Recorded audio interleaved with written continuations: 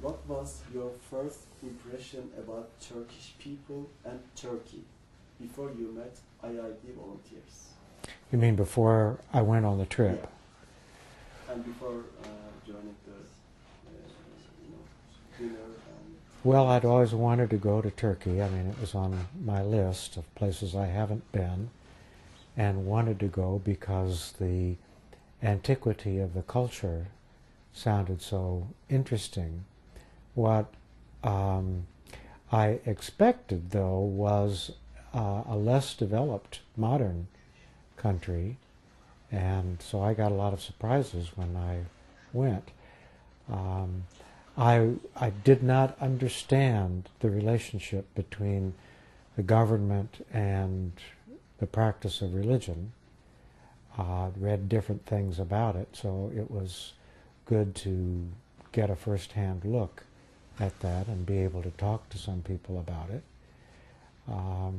But Turkey seemed like a very inviting place to me, both because I wanted to learn about what the modern contemporary situation was, and because of the ruins which modern Turkey has built upon. Have you ever had a hesitation to go to Turkey when you were invited to Turkey trip? What were your friends and family's reaction? Well, my friends were enthusiastic for me because I had been talking about wanting to go to Turkey. I'd actually bought a guide to go to Turkey several years ago and been unable to go to the trip. So I was excited. What was the first part of your question? Have you ever had a hesitation to go to Turkey when you were invited to Turkey? Well, I certainly had the intention to go, but was not able to go until I was invited. What are your impressions about who hosted you in Turkey? Could you make new friends there? Could I what? Could you make new friends there? Useful? New friends. Friends? Yeah, new friends. New friends, yes.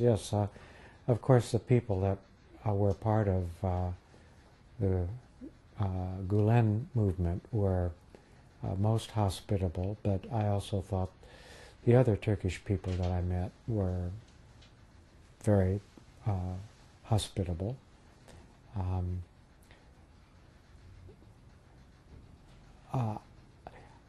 I think I learned probably as much through conversation with them as by seeing anything. I enjoyed being in the homes of several hosts who ranged in economic status from very modest means to well-to-do, and whose devotion to understanding people of other traditions like me and others on the trip was very clear, and I appreciated that very much. What did strike you in Turkey? Are there anything that you can never forget? Oh, there's so many things I will never forget, and I did think about this question, and I think probably among many wonderful, stirring, memorable moments, one which I'm almost tearing up thinking about right now was in Konya on Aladdin Hill. And we had just been inside the mosque there, and the group was in the process of planning or talking about the rest of the day. But I heard the adhan. I've forgotten what the Turkish word for that is.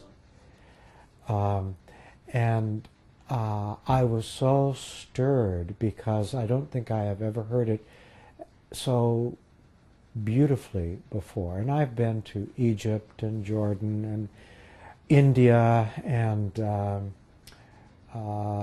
other countries, as well as here in the United States where I've heard it. But for some reason on that particular day, after going to that mosque in that city, it was so stirring, perhaps because, as I was later told, it was live, not recorded. And the voice was so beautiful and so clear. And I thought about all of the divisions in the world and in my own country, and how this call to prayer was really a call to bring all of one's existence in submission to one divine power. And in my own country, of course, we have such terrible partisan divisions, and yet the heart yearns for that kind of unity. And then later that day, we went to another site with a dome. It was a school, I believe, and on the dome was Abraham, the name of Abraham, and Moses, and Jesus, and Muhammad. And that unifying circle in which then became a three-dimensional dome, was another expression of trying to bring things together, to integrate. And that was just a very stirring moment there on the hill with the Aladdin Mosque, and then later that day. But I could go on talking about many other instances, seeing the Sufi dancing,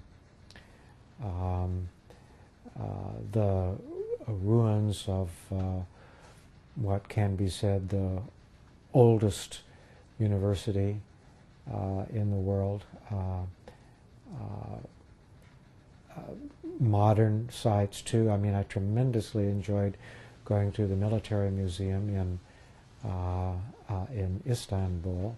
The beauty of the Bosporus, the cleverness, maybe that's not quite the word, the ingenuity in building the towers and the forts on either side of the Bosporus that made possible that famous military victory there. Everywhere going, seeing theaters in antiquity and in more recent times, the importance for people to gather. The contrast between Ephesus, which was then a sea-based town with a theater of 2,500 seats, where the New Testament figure Paul spent 2 years, with Pergamum on the top of the hill, and yet also a very important cultural site, having the second largest library in that part of the world, second only to Ephesus, one on the sea, one in the sky, if you will. Those ruins were deeply moving and inspiring, as well as the ruins at Ur. I could go on and on. So many wonderful experiences and sights. But of course, the wonderful dinner that we enjoyed from several different hosts, different kinds of conversations, but all very memorable indeed. Many memorable sights. I mean, even going into a store and seeing an oil lamp, thinking about Aladdin, and the wonderful storytelling in the Islamic tradition as well. Going to Christian sites where there remained relics or statues from pre-Christian traditions brought over from Egypt. just so many wonderful things to see.